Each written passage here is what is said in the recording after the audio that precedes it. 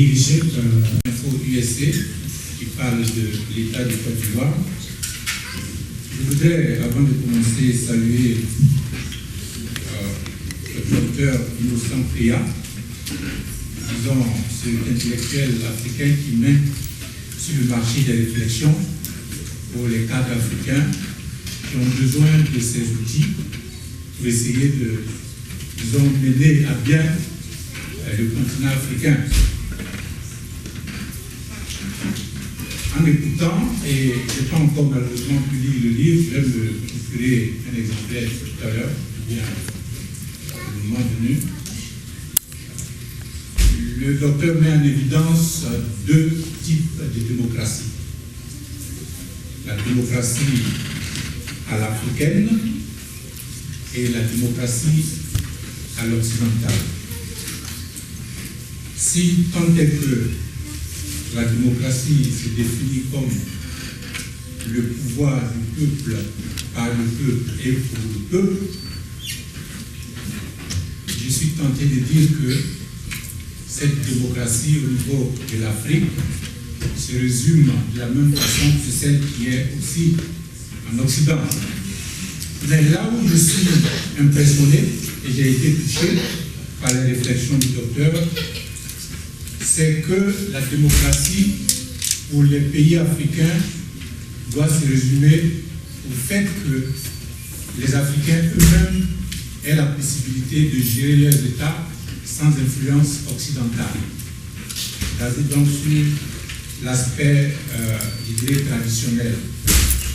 Ma question est de savoir, l'Afrique qui est vraiment à la croisée des chemins, à quand est-ce que cette Afrique sortira de la croisée de ces chemins, parce que le continent africain, comme nous le savons, est un continent qui est très riche. Nous savons également que, malheureusement, nous n'avons pas la possibilité de transformer toutes ces ressources, toutes ces richesses dans nos pays africains.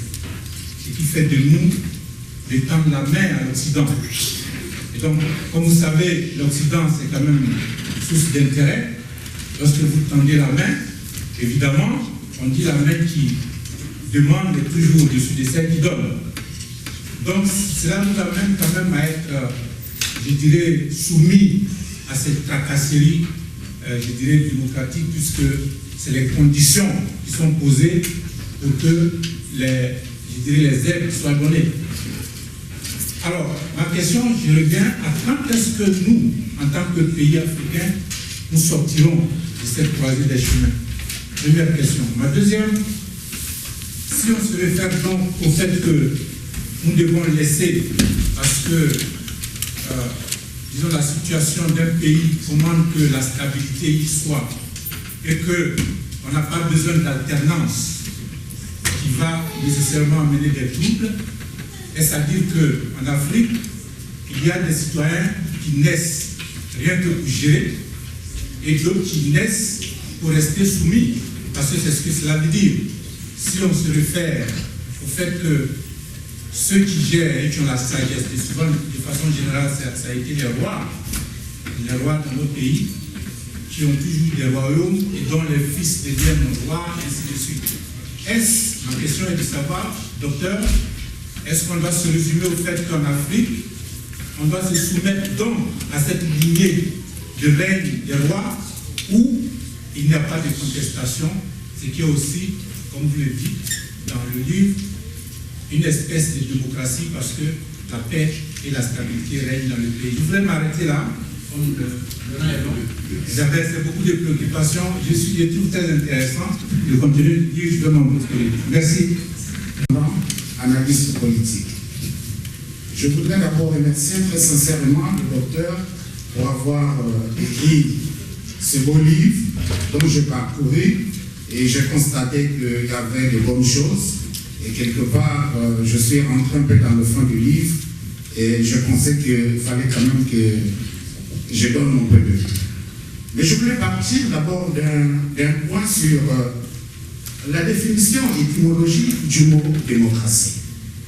Donc ici on dit que la démocratie est le pouvoir du peuple par le peuple, c'est-à-dire le pouvoir du souverain primaire par le souverain populaire. Et la démocratie est son archétype universel, elle reste universelle depuis 2500 ans que la démocratie existe. Je voudrais savoir, comme première question, quels sont les problèmes que vous avez identifiés de la démocratie en Afrique? Est-ce que le problème se pose au niveau de l'applicabilité des principes, des règles, des normes de la démocratie, ou le problème se pose au niveau des institutions ou des régimes? Ça, c'est la première question. Parlant encore de la définition du sens étymologique du mot alternance, l'alternance, c'est l'expression concrète du bon sens de la démocratie réelle. La question est de savoir que la démocratie nous amène tous vers l'alternance. Nous ne pouvons pas vivre dans un pays sans l'alternance. Est-ce qu'un leader charismatique, visionnaire, c'est celui-là qui arrive à la fin de son mandat et qui demande au peuple que je dois toujours accomplir ma vision en changeant la Constitution ou en modifiant les règles de la démocratie? C'est ça que nous appelons leader charismatique, visionnaire. Je voudrais que vous puissiez me donner ce point de vue, votre point de vue à propos de cette question. Et la toute et la dernière question, docteur, je voudrais vous encourager dans ce combat. Mais l'idée, j'ai bien compris votre idée quand vous parlez de la définition de la démocratie africaine, qui est un retour vers la sagesse traditionnelle, un consensus et une concertation qui permet le règlement des conflits. Et la sociologie politique, dans le règlement des conflits, dans l'ordre et le désordre, dans un agrégat social, nous donne ces possibilités de régler nos propres conflits. Alors je ne vois pas que cette démocratie africaine puisse se résumer seulement au règlement du conflit. Essayons de voir le fond du problème et épinglons tout en énumérant les vrais problèmes qui minent l'Afrique. J'ai dit, je vous remercie. En finissant, reconnaissez une seule chose, docteur, on reconnaît un vrai maçon au point du mur. Et on reconnaît un vrai démocrate, un vrai leader charismatique lorsqu'il fait attention à son peuple. Merci. Mathieu. J'ai quelques questions, mais il se trouve que ceux qui sont assez les ont déjà presque posés, mais j'aimerais seulement déjà dire merci au docteur pour le temps qu'il a mis à nous donner ce bouquin. Mais la démocratie en soi est un concept universel. Lorsque le docteur nous dit de la démocratie à l'africaine, je suis en train de me dire, est-ce qu'on peut dire la science à l'africaine? Est-ce qu'on peut dire une science qui est vraiment propre aux Noirs, disons aux Africains? Non, la démocratie reste, et je pense, restera toujours un concept universel. Mais maintenant, ça, c'est sûr qu'on développe la démocratie en tenant aussi compte des spécificités de tout un peuple ou de chaque peuple. Je veux vous dire une chose. Vous avez dit un truc que j'ai trouvé très intéressant, même si ça m'a beaucoup surpris. C'était presque vers la fin. Vous dites, en démocratie, l'alternance n'est pas très importante. En fait, n'est même pas très importante. L'alternance en démocratie nous aide ou aide le peuple à changer de chevaux.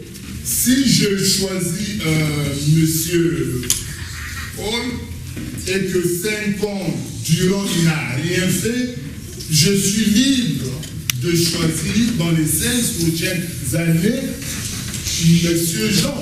Or, s'il n'y a pas vraiment d'alternance, moi je ne peux pas croire qu'on parlerait de démocratie. Non. On est là dans un régime un peu, je ne sais pas comment le qualifier. Non, je n'aime pas trop employer ce mot-là, ni même le docteur fait. Maintenant, la deuxième question, le deuxième point,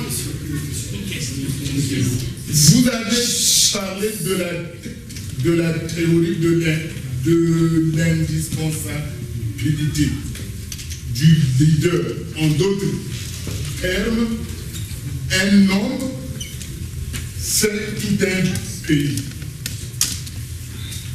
Même si je suis devenu citoyen de mon pays d'adoption, je reste très attaché au Congo, Brazzaville, qui m'a vu être.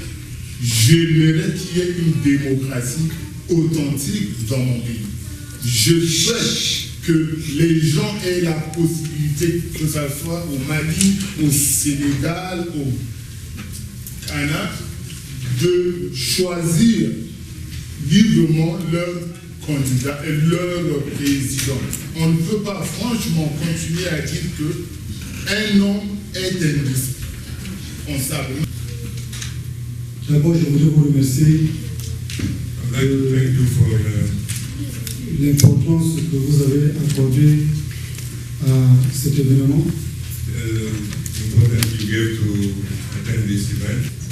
La question sur les intérêts des politiciens, c'est-à-dire que le livre, je propose des choses et je trouve des réponses. Est-ce que si c'est des choses qui arrangent les politiciens et leurs familles, ils peuvent être mécontents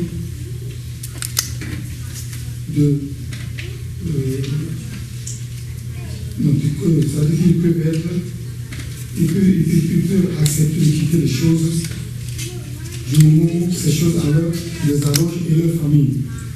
Question is politicians and their own interests. Look at the shortness of the politician as well as the remedies I'm proposing. And if they arrange them, will they accept the move?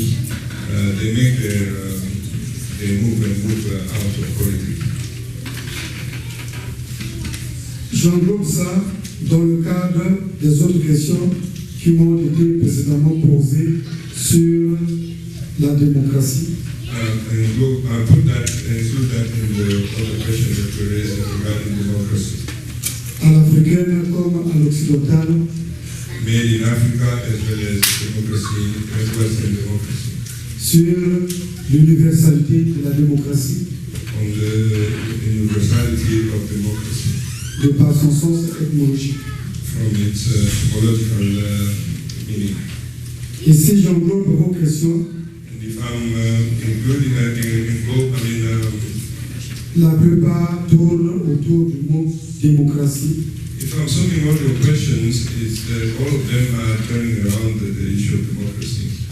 On ajoute à cela les modifications constitutionnelles. We add to that changes in the constitution. À travers le maintien au pouvoir de certains leaders. And keeping some leaders in power. Avant d'en arriver, je voudrais faire un bref aperçu sur cette question. I would like to give a synopsis regarding that question. La démocratie africaine. African women.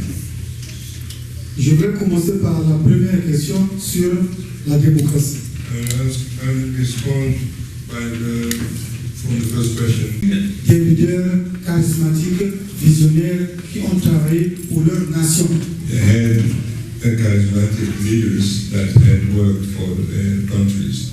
À l'image de Charles de Gaulle, The image of Charles de Gaulle, à l'image d'Abraham Lincoln, Abraham Lincoln, à l'image de Mao. Mao. Pourquoi voulez-vous que, Why do you want en Afrique, in Africa que les leaders visionnaires that aient du temps visionary de leaders? mettre à profit leur vision au profit de leur nation? Why you don't want African visionary leaders to have the time to put their vision to work in Africa? Je parle d'un exemple encore simple. Let me give you a simple example. Est-ce que entre la Côte d'Ivoire qui est au feu de Boigny et la Côte d'Ivoire d'après au feu de Boigny qui a enregistré autant de morts? When you look at Côte d'Ivoire and the Houphouët-Boigny, and today's Houphouët-Boigny that has registered so many deaths. Entre la RDC de Mobutu, When you look at DRC of Mobutu Zaïre, est-ce que ce qui vous est important, c'est de changer pour changer? I'm an architect and I've worked in international development projects, architecture, construction, and agriculture. I was taken by some of the comments of the Colonel. Obviously, issues of democracy and different varieties, whether they're European or Oriental or African, is obviously a key question. But I think it begs the question of, are we talking about direct democracy, one man, one vote, or are we talking about actually representational systems? And this also begs the question of the whole issue of subsidiarity, that is, decision-making being left at the lowest practical level.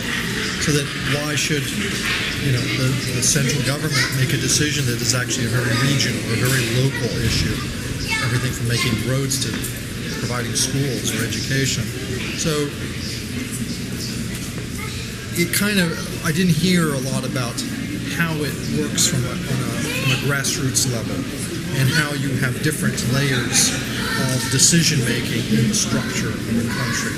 Obviously that truly exists, and obviously in countries that are very large, including Democratic Republic of Congo, which among other things is physically large, but in some degree without a very strong transportation system. Obviously decision making has to be decentralized to a degree. So there's the issue of decentralization and democracy.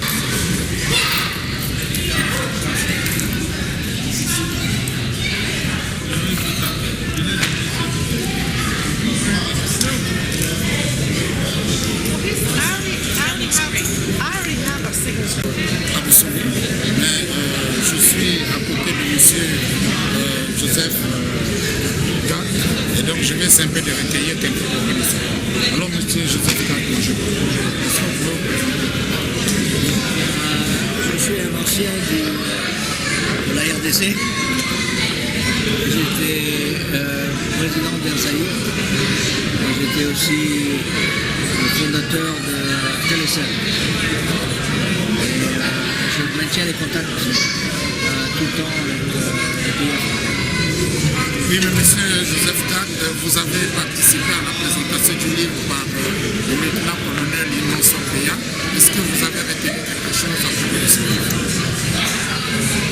Oui, la philosophie de la différence de démocratie mondiale a été bien décrite par M. Peña. Le problème existe, c'est qu'il faut une démocratie qui soit adéquate pour le peuple. Et ceci, c'est un contrat de constitution entre l'État et le peuple. Une fois que l'État et le peuple ont accepté un contrat pareil, il serait souhaitable qu'au moins on laisse essayer les nouveaux pouvoirs et les nouveaux mandats qui inflige aux dirigeants du pays, que ce soit les élections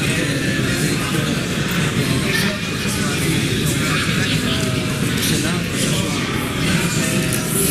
d'autres postes publics.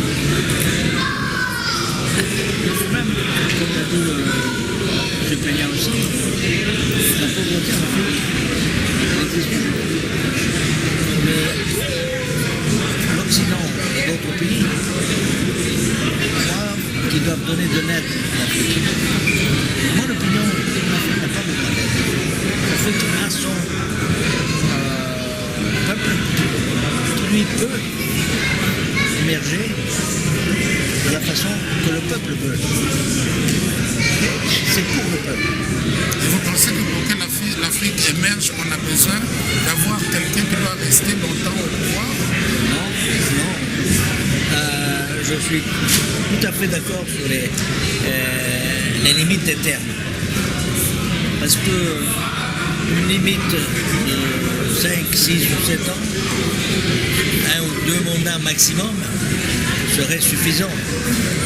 Parce qu'il y a des nouvelles idées, de nouvelles générations qui sortent, des nouveaux problèmes du pays. Est-ce que ça doit rester? Non. Il doit y avoir des termes, comme nous on les a ici. On a des termes non seulement à Bruxelles, on a des termes au Sénat, on a des termes à l'Union. Donc les termes c'est très important. Alors, quel est le dernier mot que vous lancez au président africain? Est-ce que vous êtes d'accord qu'il y ait une démocratie à l'africaine ou bien vous êtes d'accord qu'on continue seulement avec la démocratie, d'autant plus qu'elle est universelle? Je crois que vous devez adopter une démocratie qui appartient vraiment à l'Afrique. Vous pouvez vous référer aux autres démocraties, que ce soit la Chine, que ce soit la Russie, que ce soit les États-Unis, l'Europe ou l'Est de l'Europe. Il y en a plusieurs. Regardez quelle est la meilleure pour vous. Maintenant, vous avez une autre puissance que dans plusieurs pays, il n'y en a pas. C'est votre puissance, les tribus. C'est là où vous vous rassemblez en tribus, mais il faut former l'unique pays.